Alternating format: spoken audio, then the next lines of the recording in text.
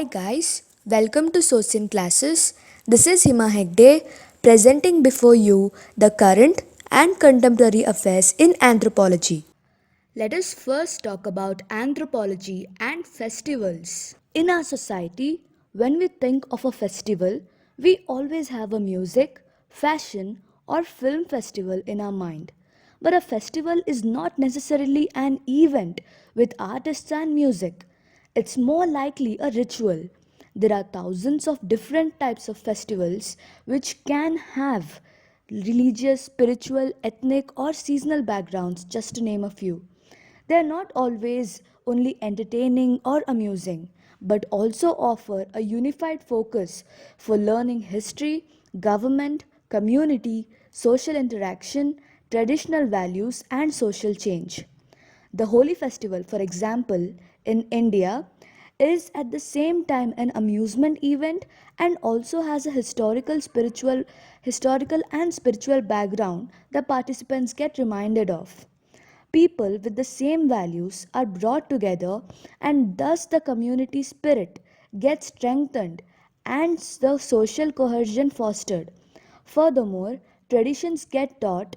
Refer to the Holy Festival, the event is a tradition itself, but also the traditional festivals get forwarded. Pride and loyalty get strengthened, and the everyday stress gets reduced. Participants of a festival often feel a strong connection to each other while the festival takes place. At the Holi festival, again, for example, even people with different statuses who don't have a relation to each other in everyday life are celebrating together. They form a new community as long as the festival lasts. Different norms than in their everyday life are important. Concerning the Holy Festival, inequalities in gender or caste are less relevant. This just lasts for the festival, and a community, or as certain anthropologists say, the same festival can have different effects on individuals. The reception of message varies from person to person. One can have a basic experience, which means that they are not affected by the happening and they show a neutral reaction. Others can have a memorable experience that lasts in their memory but doesn't change their attitude or behavior, which is the case for transforming experience basically. The experience more the conclusion is formed by individual interpretation, like how does a participant analyze the happening, how does he or she connect to certain symbols, rituals, or event, how does the attendee perceive or experience the mood, and how he or she expresses the emotions. In terms of Holy Festival, it is influenced in how the participants are grounded in history, and also the symbol of the colors is multivocal. Everyone relates different to it.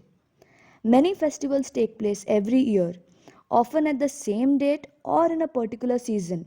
For example, on national or religious days such as the Independence Day in the USA or Eastern. In some cases, the festival is celebrated every year in a same row for centuries, the same way, the same content like the Holy Festival.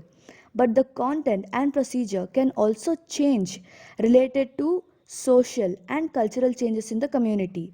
The actual reason for celebrating can even get dropped so that no one really knows why this festival takes place or is not interested in it.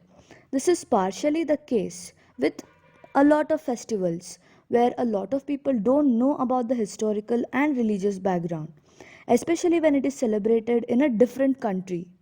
But more about that later. On the other hand, rituals or festivals keep the traditions alive. If they wouldn't be celebrated, they'd get lost. A festival can be described as a cultural performance. The events that take place in a particular festival define the characteristic of it. Rituals or festivals are often centered around symbols. The second topic for the day is anthropology and beauty, or aesthetics basically. While anthropologists have examined aesthetic forms and practices from the discipline's inception, interest in beauty culture is relatively recent, developed in conversation with work in feminist and the critical theory, history, philosophy, and sociology, anthropological research on beauty has made important contributions to this growing field. In addition to providing non Western ethnographic examples, anthropologists have nuanced and, in some instances, directly refuted popular sociobiological and evolutionary psychological accounts that dismiss or diminish the importance of culture. Indeed, through fine grained ethnographic analysis, anthropologists have complicated and contextualized the beauty's symbolic, transactional, and affective dimensions, teasing out how its unexpected configurations and subjectivities can emerge, originating in infecting and infected many subdisciplines, including medical, visual, and linguistic anthropology, as well as ethnographic work that focuses on race, ethnicity, nationalism, gender, sexuality. Anthropological research on beauty has centralized questions about personhood, culturally specific conceptions of power, examining a variety of practices, industries, and discourses. Notably, this has included beauty practices or beauty pageants, aesthetic surgery, salons, and more recently, global beauty and fashion industries. Given that this work draws from and remains in dialogue with other social, scientific, and humanistic research on beauty, this review draws from across the scholarship or various studies that have been performed, and it highlights, of course, the importance collectively. The multidisciplinary work has shown that while beauty signifies and intersects with many kinds of social difference, be it moral, racial, gender, class, sexual, and otherwise, it is not reducible to them. Further, it is not monolithic or static in its expression. Rather, there are multiple fields of beauty, each of which is socially located and contested.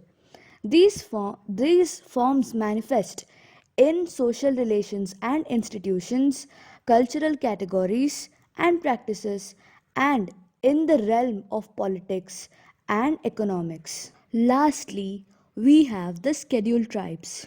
The term scheduled tribes first appeared in the Constitution of India.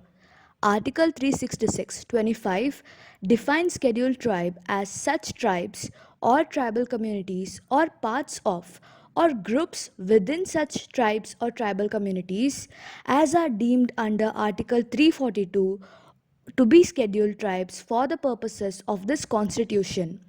Article 342, which is given now, which is as stated, that is, the president may, with respect to any state or union territory, and where it is a state, after consultation with the governor, thereby public notification, specify the tribes or tribal communities or parts of or groups within tribes or tribal communities which shall, for the purposes of this constitution, is deemed to be the scheduled tribes in relation to that state or union territory as the case may be. Now, the clause may be a little complicated. Uh, that's how it's defined in the Constitution and the article.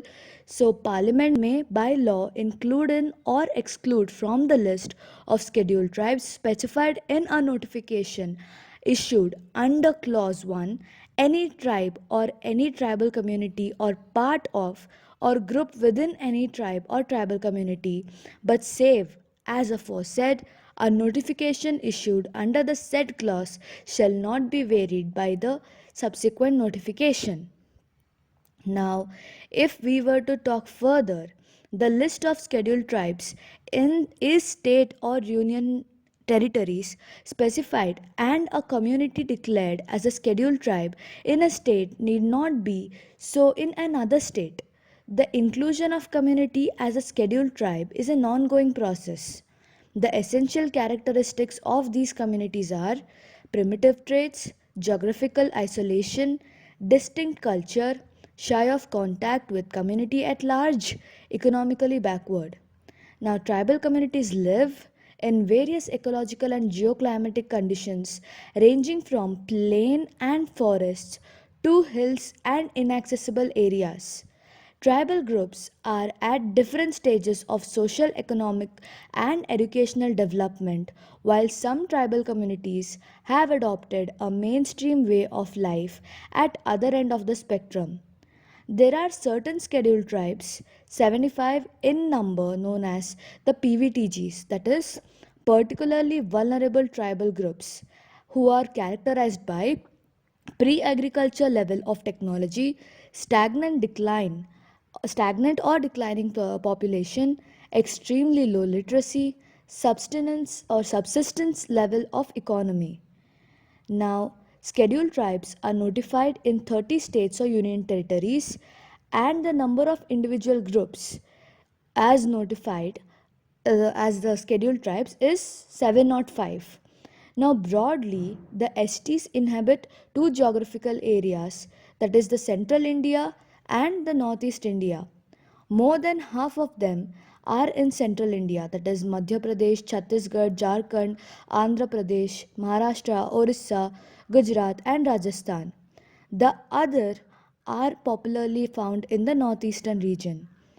However, in there is no ST population in three states, that is Delhi NCR, Punjab, and Haryana, and two union territories. So that is it for today. Hope you found it informative. Thank you.